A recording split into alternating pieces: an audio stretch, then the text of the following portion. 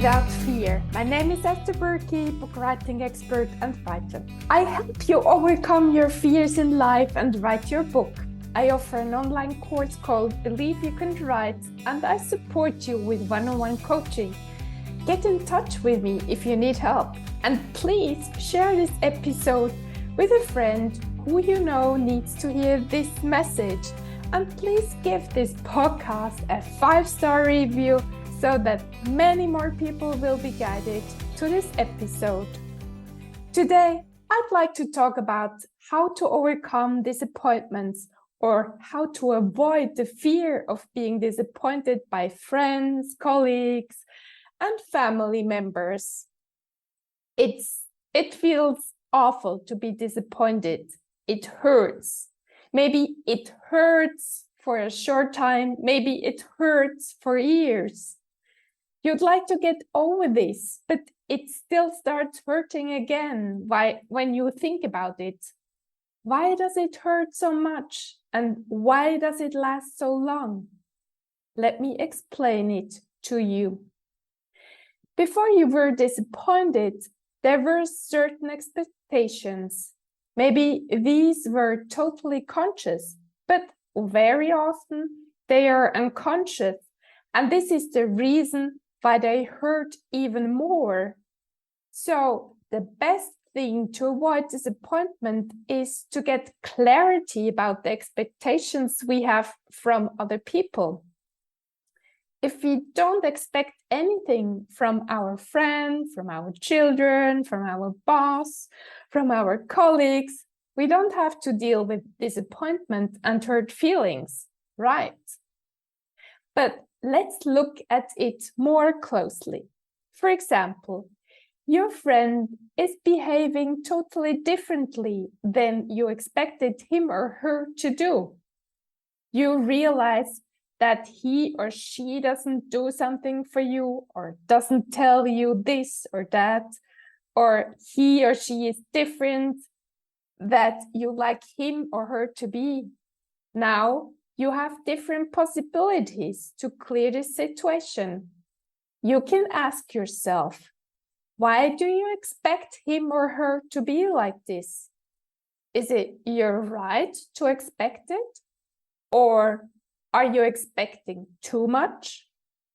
If you think it is part of your own values and you need him or her to be like this or to do this or that, you'd better talk to this person and simply ask why he or she did this or why he or she said this. This way, you can find out maybe that this person didn't want to disappoint you and your hurt feelings may disappear.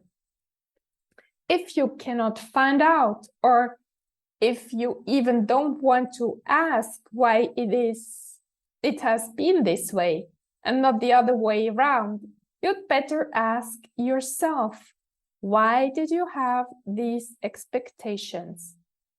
Maybe you are at a totally different point than this friend or colleague. Might it be that you have totally different expectations from this relationship?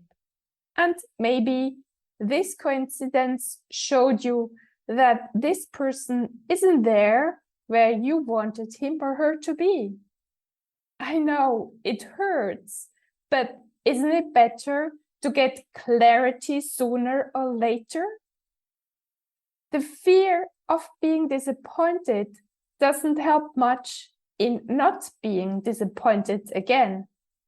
But what helps more is to ask yourself, what do you expect from this person, which might hurt you if she or he doesn't fulfill it?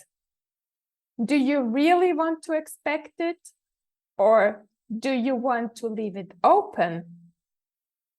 Or are you able to leave it open and not expecting anything?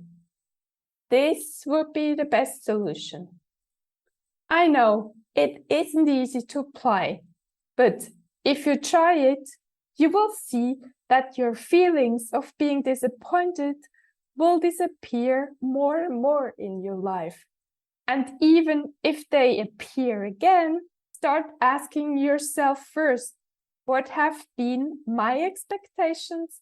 And don't look at the other person and start blaming her or him. I tell you that if I had been there where I am today with my awareness of these things, I wouldn't have felt so awfully hurt and destroyed so many times in my life. And I'm sure these reflections will help you too. So thank you, dear listener, for still being here with me. And please acknowledge yourself for taking this time to learn how to live a life with less worries, fears, and hurt feelings. And thank you so much for sharing this podcast with someone who needs to hear this episode. Have an amazing day and talk to you next week.